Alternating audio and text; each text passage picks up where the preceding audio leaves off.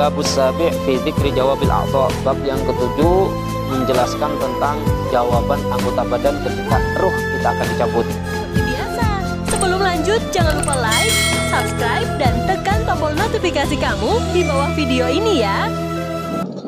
Bismillahirrahmanirrahim. Ila hadrat Nabi Muhammad sallallahu alaihi wasallam. Al-Imam Abdurrahim bin Umar Al-Qadi usulihi wa furihi min al-muslimin. Al-Fatihah. A'udzu billahi minasyaitonir rajim. Bismillahirrahmanirrahim. Alhamdulillahirabbil alamin arrahmanir rahim maliki yaumiddin. Iyyaka na'budu wa iyyaka nasta'in. Ihdinas siratal mustaqim. Siratal ladzina an'amta 'alaihim ghairil maghdubi 'alaihim waladdallin. Amin. Al-babus sabi' fi dzikri jawabil a'dha. Bab yang ketujuh menjelaskan tentang jawaban anggota badan ketika ruh kita akan dicabut. Wa fil khabar idza aradallahu qabdar ruhil abdi yaji'u malikul maut min kibali famihi liyaqbida ruhuhu minhu. Di dalam hadis diceritakan ketika Allah Subhanahu wa taala ingin mencabut ruh seorang hamba, maka datanglah malaikat maut dari arah mulutnya. Malaikat maut itu menghampiri mulutnya. Untuk apa tujuannya? Liyaqbida ruhuhu, untuk mencabut rohnya minhu. Fayakhruju dzikru min famihi, maka keluarlah dari mulut tersebut. Fayaqulu la sabila laka. Fayakhruju adzikru, maka keluarlah dari mulut tersebut zikir. Fayaqulu la sabila laka min hadhil jiha, tidak ada jalan bagimu untuk mencabut ruh itu dari mulut. Fatalama ajra lisanahu fi dzikri rabbi, sangat panjang, sangat banyak pahala lisannya untuk dipergunakan untuk zikir kepada Allah. Jadi seakan-akan ketika malaikat itu menghampiri mulut kita, ada tameng, menolak, jangan ambil ruh ini. Siapa? Zikir itulah yang jadi tameng kita. Maka fayarji'u malikul maut ilallahi ta'ala, maka kembalilah malaikat maut kepada Allah untuk konsultasi. Kan disuruh untuk cabut, tapi tidak menolak hamba tersebut. Malaikat maut naik ke kembali kepada Allah Subhanahu wa taala. Fayaqulu kadza wa kadza. Kemudian malaikat maut menceritakan kejadian tersebut. Fayaqulullahu taala ikbit min jihati ukhra. Allah Subhanahu wa taala berfirman kepada malaikat maut, cabutlah dari arah yang lain. Fayaji'u min kibali yadi, maka datanglah malaikat maut itu ke tangannya, ke arah tangannya. Ke mulut tadi ditolak, sekarang ke tangan. Fatakhrujus shadaqah, maka keluarlah dari tangan tersebut shadaqah. Ada tamengnya ternyata, yaitu shadaqah. Fataqulu la sabila laka ilaihi, tidak ada jalan bagimu untuk lewat sini. Fa innahu tasaddaqa bi katsiran, karena banyak dengan tangan tersebut sedekah, banyak sedekah. Wa masahabi ra'sal yatim, mengusap kepala anak yatim, dalam artian kasih sayang kepada anak yatim piatu. Wa kataba bil qalam, dan menulis ilmu. Kalau zaman sekarang mungkin buat artikel-artikel tentang ilmu. Wa daraba anaqal kuffar, dan memukul orang-orang kafir, digunakan untuk perang tangan tersebut. Jadi malaikat maut tidak bisa nak ngambil ruh tersebut dari tangan, tidak bisa, karena ada tamengnya. Yaitu tameng yang tadi pertama sedekah, tameng berikutnya mengusap kepalanya yatim, kasih sayang terhadap anak yatim, menulis, kemudian memukul orang kafir, dalam artian ketika kita berperang. Tidak dapat dari situ, malaikat maut datang lagi. Tidak balik. Kan perintahnya kan cabutlah dari arah yang lain. Kemudian inisiatif sendiri malaikat itu. Tsumma yaji'u ila rijli, kemudian malaikat maut datang ke kakinya. Karena ditolak, kan perintahnya untuk cabut. Tangan ditolak, sekarang ke kaki. Fatakulu la sabila laka min kibali fa innahu masyabi ilal jamaah wal a'yad wal majalisil ilmi wat ta'lim. Keluarlah dari kaki tersebut.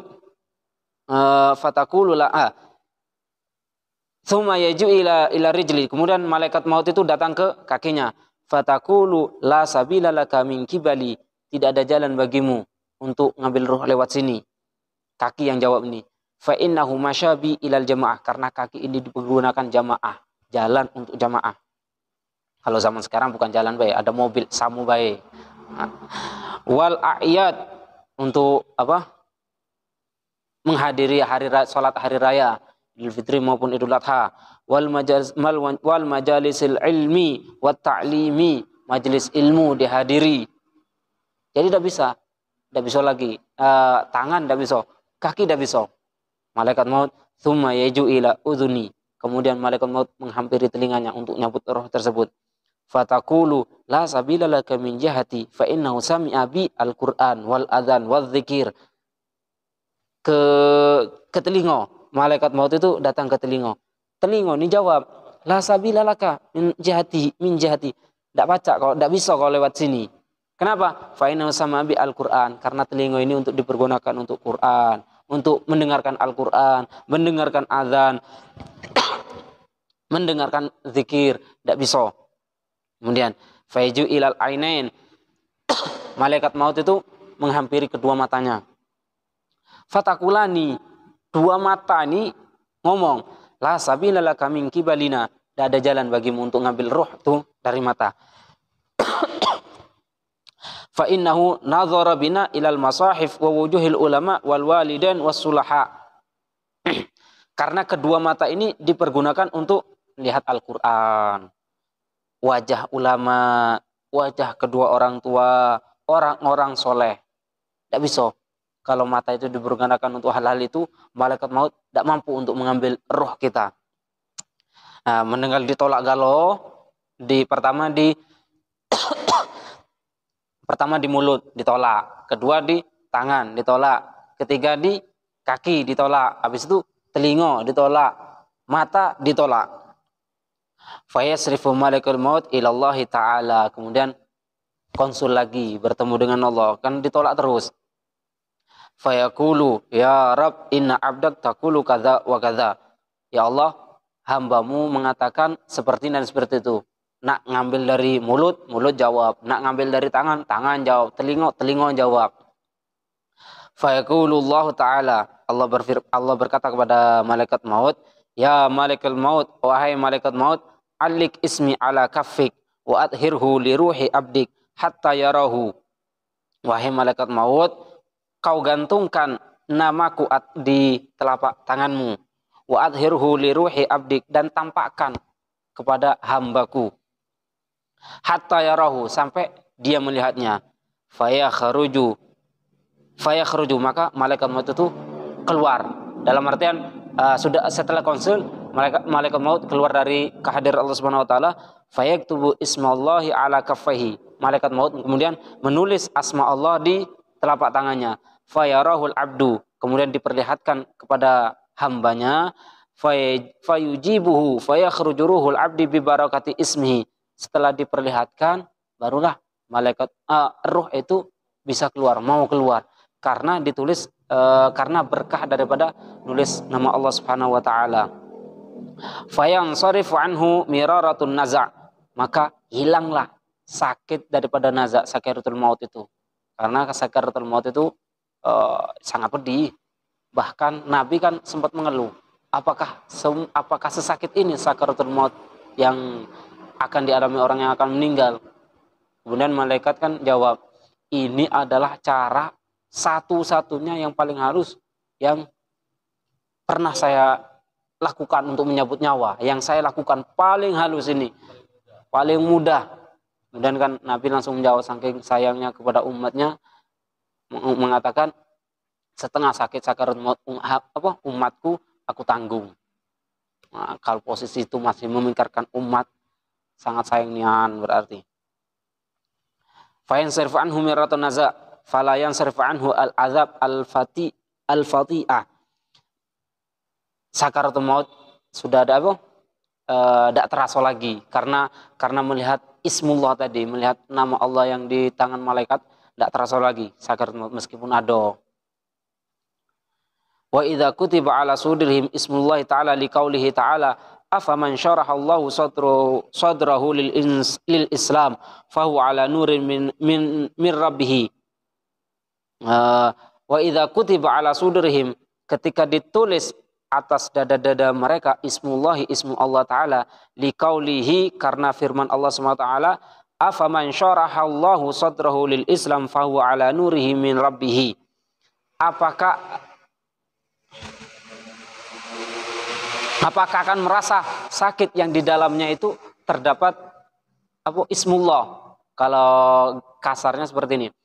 Kalau di hatinya sudah ada iman kepada Allah, sakaratul maut itu kurang, tidak sakit lagi.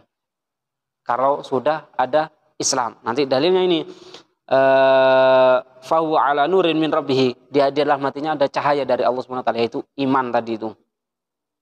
Afala yansarifu anhul adzab wa ahlul qiyamah. Mana ini Al-Qur'an.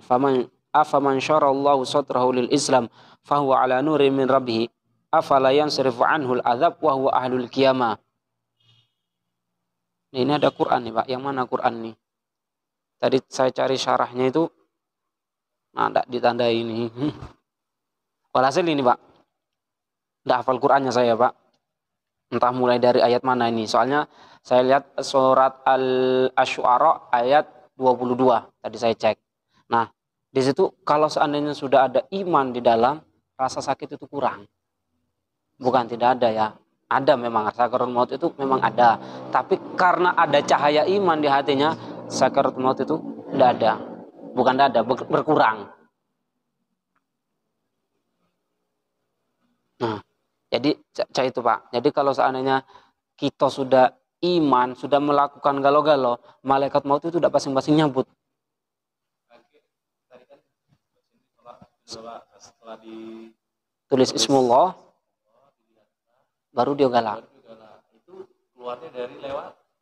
Lah, tidak dijelaskan di sini. Kalau ruh kelewat dari mulut Pak, dari kerongkongan. Makanya kan, tapi ya balik lagi ya Pak. Semuanya perbuatan-perbuatan yang tadi itu tidak bisa menjadi jaminan kita akan selamat dengan itu. Balik lagi ke takdir Allah. Bahkan ada seorang ulama namanya Barseso. Ini kena fitnah seorang perempuan. Barseso ini ulama di zamannya yang mana sekali doa pasti dijabah. Minta apapun sama Allah dikabul. Karena kedudukannya ulama. Kedudukannya ulama, sudah waliullah lah. Kemudian di situ Barseso ini diuji. Makanya kalau dengan perempuan jangan berani-berani. Kalau dengan godaan perempuan, kan cuma teman. Teman tidak bisa jadi jaminan dia akan selamat. Dalam artian harus jaga jarak. Tetap jaga jarak. Teman, adik kelas, tidak ada perasaan dan lain sebagainya. Tidak bisa. Tetap jaga jarak, maksudnya. Jangan, saya kan sudah akrab, tidak ada nafsu, tidak ada lain sebagainya. Tidak bisa. Tetap harus jaga. Ini Barseso ini semua doa diijabah. Kemudian ada anak raja. Dibisi sama setan. Anak raja ini sakit. Sakit perempuan. Anak raja ini sakit. Yang mana sakitnya itu tidak ada obat. Obat sana sini sana tidak ada obat. Kemudian datanglah setan ini bisi ke ajudan raja, ke menterinya raja, ngomong kalau seandainya Barseso itu doanya dijabah, datanglah ke sana minta doa supaya anaknya selamat. Nah, setelah itu anaknya itu dibawa ketemu Barseso. Ketemu Barseso, didoain. Setelah didoain sembuh. Sembuh, balik ke rumah, tak lama kumat lagi. Penyakit itu kumat lagi. Setelah kumat lagi, iblis tampil lagi. Demlah, biar sembuh total, suruh nginep di Barseso. Biar sembuh total, ngineplah di Barseso. Cara iblis itu. Makanya Barseso itu nanti mati sul khotimah. Sul khotimah matinya. Nah, setelah iblis itu ngomong ke ajudannya untuk ngasih tahu raja kan, tinggallah Barseso itu putrinya itu tinggallah di rumah Barseso biar diobati secara total. Biar enak. Kata Barseso, oke, siap. Kemudian ya namanya manusia, naluri seorang manusia laki-laki. Pertama, astagfirullah. Ya, pertama kan sering. Nah, terlalu dekat, nafsu itu timbul, sampailah terjadi, mohon maaf, hubungan itu. Setelah terjadi, bingung dia. Nah, cak mano ini, nyesel nih. Cak mano kalau ketahuan. Iblis ini apa? Bisiin. Emlah bunuhlah anak putri raja tuh. Lagi ngomong, putrinya ndak tertolong. Ngomong lagi putrinya ndak tertolong. Dibunuh nian. Habis dibunuh, kubur. Tak lama iblis itu datangi apa? Raja. Tengoklah anaknya, sembuh lah sana tengok. Ketika dia samperinlah Barseso tersebut. Kata Barseso, ndak tertolong. Sesuai dengan bisikan setan, ndak tertolong, penyakitnya lah parah. Dibisik lagi sama iblis tuh, sama setan tuh. Kalau memang mati, kita upacarakan apa ya? Semayamkan secara kekerajaan. Mana jasadnya? Dicarilah jasadnya. Setelah dicari, ternyata di situ ada bekas-bekas kekerasan ya akibat dibunuh itu. Nah, setelah dibunuh kan ketahuan, bukan mati karena sakit, mati karena dibunuh. Setelah itu dihukumlah Barseso itu, dihukum yaitu disalib ini. Nah, ketika iblis datang kepada Barseso. Apa kau tak sakit dan lain sebagainya, sampai dia kehausan, sampai walhasil ngeraju Barseso itu, sampai kalau kau seandainya galak nyembah kepada saya, galak sujud, dihilang ke sakitannya itu, penyakitnya, sakit yang dialami Barseso itu. Nah, siap minum dan semualah. Nah, kata Barseso jawab, cak mano nak sujud, saya ini dalam keadaan apa? Disalib, tidak bisa ngapo-ngapo. Kata iblis, ya sudah, pakai isyarat, cukup nundukkan kepala. Ketika saat nunduk kepala, ruh itulah keluar. Saking kejamnya iblis itu. Maka nanti di bab berikutnya itu, Pak, disitulah ketika saat sakaratul maut, taruhan kita. Antara tergoda atau tidak. Tapi insya Allah kalau seandainya mudah-mudahan, kalau ibadah kita istiqomah, insya Allah dibantu. Nah, tidak tergoda.